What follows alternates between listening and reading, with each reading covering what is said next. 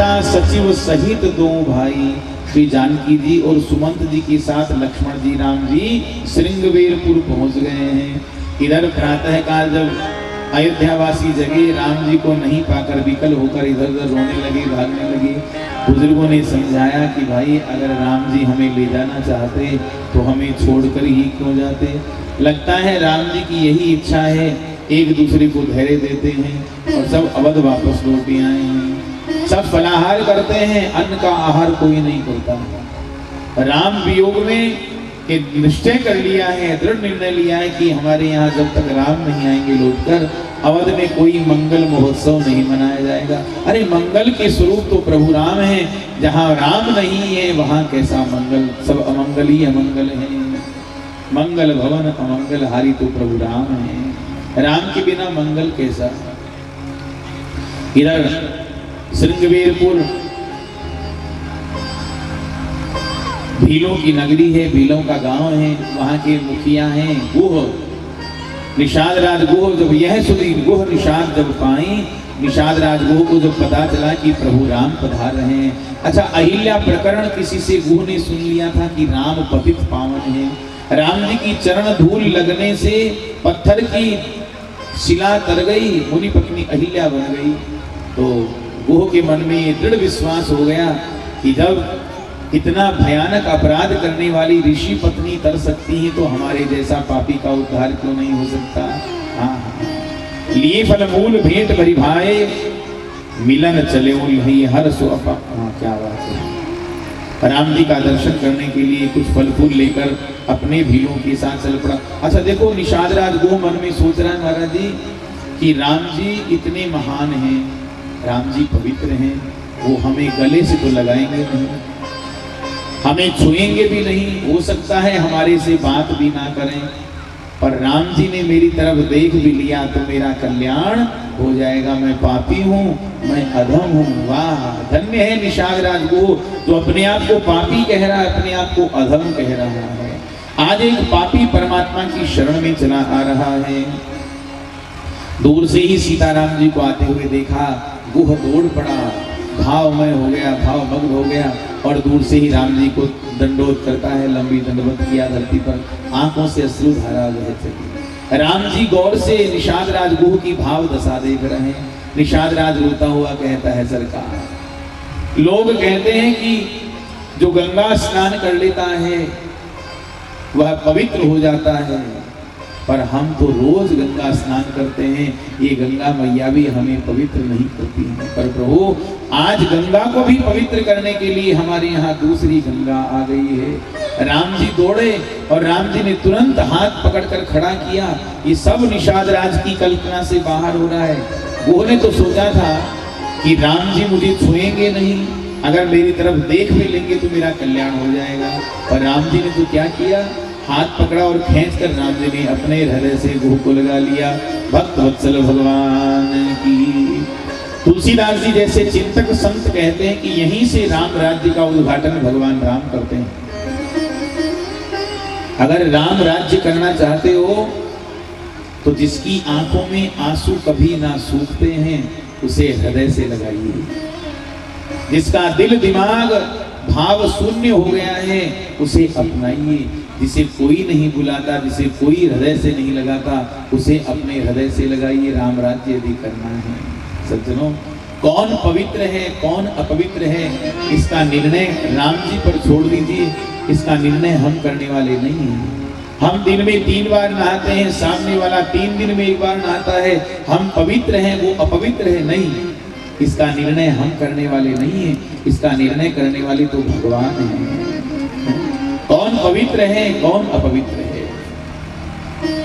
तुलसीदास जी कहते हैं कि चतुराई चूल्हे पड़ी भिगड़ी पड़ो अचार, तुलसी हरि की भक्ति बिना चारों वर्ण बेकार। ब्राह्मण हो चाहे क्षत्रिय हो चाहे वैश्य हो चाहे शूद्र हो, जो भगवान के चरणों से विमुख है, जो भगवान की भक्ति से विमुख है, उसका तो जीवन ही बेकार है। उसका वर्ण कुल खानदान सब बेकार, कोई मतलब नहीं है। राम ही केवल प्रेम प्यारा, जान ले सो जान निहारा। आज गुह राम जी की भुजाओं में बंद है। ये कितना सौभाग्यशाली है जिसे परमात्मा ने अपने हृदय से लगाया है। हृदय से बाहर निकला, भुज पास से निकला, चरणों में गिरकर प्रणाम करता है, प्रभु आज आपने अपना पतित पावन नाम सत्य कर दिया है, सत्य साबित कर दिया है। प्रभु मेरे नगर में पधारिए। राम जी हंसकर कहते हैं, निषाद वे गुरु, मैं तेरा प्रेम अच्छे से समझता हूँ, पर क्या बताऊँ मित्र, मुझे उदासीन व्रत धारण करना है। मुनि वेश में 14 वर्ष का वनवास मैंने पाया है। बरस 4 10 बास बन मुनि व्रत वेश आहारो, ग्राम बास नहीं उचित सुनो, गुहई भयो दुख हारो। मैं नगर में नहीं आ सकता। निषाद राज गुह को बड़ा दुख हुआ। कहा सरकार, गरीब भीलों का गांव है, अगर मुझे पता होता कि आप यहाँ आने वाले हैं और आप यहाँ आएंगे तो इस प्रकार मुझे गले से लगाएंगे, अपनाएंगे, अगर ऐसा पता होता तो मैं भीलों को कल ढिंडोरा पीट के रोक लेता कि सुनो आज काम पर कोई मत जाना, हमारा ईश्वर आ रहा है। पर सरकार, गरीबों की बस्ती है, बेचारे सब काम पर गए हुए हैं, आप मुझे ही दर्शन देकर चले जाएंगे तो इन भीलों को ये लाभ कब मिलेगा, इन गरीबों का कल्याण कैसे होगा, इन पर भी कृपा कीजिए। राम जी तो बड़े दयालु हैं। राम जी ने सोचा चलो ठीक है, आज की रात्रि यहीं व्यतीत करते हैं, आज्ञा दे दिए। निषाद राज गुह ने पर्णकुटी तैयार की, दर्भ का सुंदर आसन बनाया, भगवान वहां विराजमान हुए सीता जी के साथ। सायंकाल जब भील लौट कर आए काम धाम से, निषाद राज गुह ने ढिंडोरा पीट दिया, जल्दी दौड़ो जल्दी दौड़ो। उजले वस्त्र पहनने वाले हमें अपवित्र कहते थे, पर देखो आज हमारा ईश्वर हमें पवित्र करने के लिए हमारे यहाँ चला आया है। बेचारे भील कंद मूल लेकर दौड़े। राम जी सब भीलों को अपनाते हैं, हृदय से लगाते हैं, कंद मूल का फलाहार करते हैं। रात्रि में लक्ष्मण जी जागरण करते हैं और निषाद राज गुह लक्ष्मण जी के पास आकर बैठते हैं और सत्संग करते हैं। राम जी को इस प्रकार दरभासन पर सोए हुए देखा। निषाद राज गुह को बड़ा दुख लगा, आंखों में आंसू आ गए और आंखें लाल हो गई गुस्से के मारे, और कहा, कई कई नंदनी मंदमती कठिल कुटिल पनुकीन, जेहि रघुनंदन जानकी सुख अवसरु दुख दी। देखो ये प्रभु राम का और माता जानकी का ये वनवास का समय है, धरती पर धर्म पर सोने का समय है। सुकुमार काया इनकी है, ये मंदमती कैकेयी को क्या हो गया है, सुख के समय इतना दारुण दुख प्रभु को दिया, दोष लगाने लगा। लक्ष्मण जी हंसकर बोले, मित्र गुह आज तू कैकेयी माँ को दोष लगा रहा है, मैं भी लगाता था, पर सुनो गुह एक बात बताओ, राम जी अयोध्या के शयन खंड में मणियों के प्रकाश में सोए हो, क्या तुमने कभी देखा है? निषाद राज ने कान पकड़ लिए, राम राम कैसी बात कर रहे हैं सरकार, हम और अयोध्या में कौन घुसने देगा हमें, और वो भी रघुवंश के शयन खंड में। अरे सरकार हमारी पीढ़ियां बीत जाएंगी फिर भी हम नहीं जा सकते वहां। लक्ष्मण जी कहते हैं, सुनो गुह, मैं रामचरण की सेवा का अधिकारी हूं।